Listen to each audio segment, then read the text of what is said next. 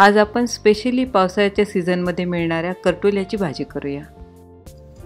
नमस्कार, मी प्रतिभा दारंवार दाज किचनमध्ये आपल्या सर्वांचं स्वागत आहे।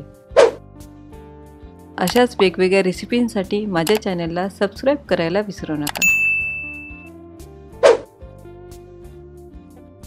व्हिडिओच्या खाली असं लाल बटन असेल तर तुम्ही ते क्लिक करा आणि असं ग्रे असेल तर तुम्ही ऑलरेडी सबस्क्राइब केलेलं आहे। हे मी पाव किलो करटोले स्वच्छ धुवून पुसून घेतलेले आहेत। या भाजीमध्ये मसूरची डाळ टाकणार आहोत। त्यासाठी पाव कप मसूरची डाळ घेतलेली आहे। आता ही स्वच्छ धुवून 1 तास भिजवून घेऊ। भिजवून घेतल्यामुळे डाळ लगेचच नरम होते आणि पाणी पण टाकावं लागत नाही।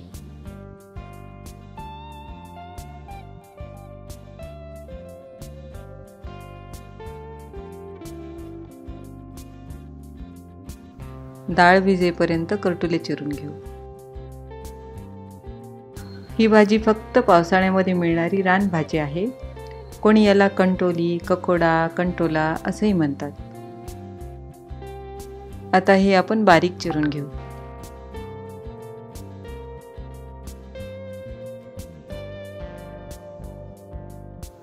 एखाद्या करटोल्यामध्ये असं कडक बी असेल तर काढून टाकायचं आणि कधी कधी लाल पण असतं बी, ते पण काढून टाकायचं। करटोले चिरून झालेले आहेत। आता भाजी करूया। पॅन गरम झालेला आहे। आता यामध्ये 2 टेबलस्पून तेल टाकून घेऊ। या भाजीमध्ये डाळ टाकणार असल्यामुळे तेल थोडं जास्त टाकावं लागतं। तेल गरम झालेलं आहे।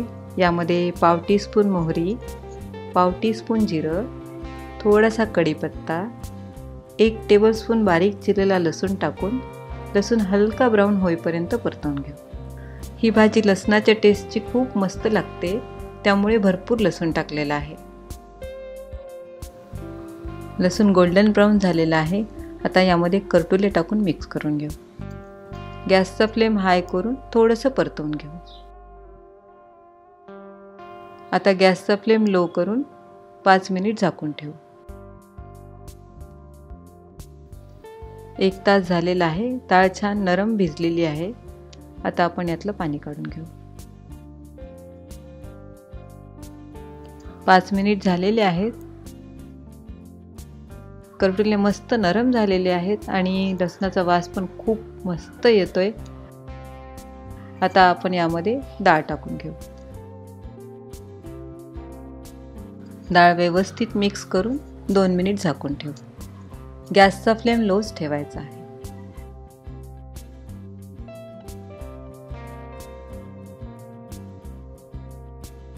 करटोले आणि डाळ मस्त नरम झालेले आहेत। आता यामध्ये 2 टीस्पून धनेजिरे पावडर, 1.5 टीस्पून लाल तिखट, तुम्ही तुमच्या आवडीप्रमाणे टाकू शकता, पाव टीस्पून हळद पावडर आणि चवीनुसार मीठ टाकून मिक्स करून घेऊ। करटोल्यामध्ये प्रोटीन, आयर्न, फायबर आणि अँटीऑक्सिडंट घटक भरपूर प्रमाणात असल्यामुळे करटोल्याची भाजी सीझनमध्ये भरपूर वेळेस खायला पाहिजे। मसाले सर्व व्यवस्थित मिक्स झालेले आहेत। आता 2 मिनिट झाकून ठेवू। ही भाजी तयार झालेली आहे। आता यावरती आवडीप्रमाणे कोथिंबीर टाकून गॅस बंद करून घेऊ। अगदी कमी मसाल्यांमध्ये आणि कमी वेळेमध्ये होणारी अशी ही टेस्टी भाजी भाकरीसोबत, पोळीसोबत खूप मस्त लागते। तुम्ही नक्की करून पहा आणि कमेंट्स करून मला सांगा।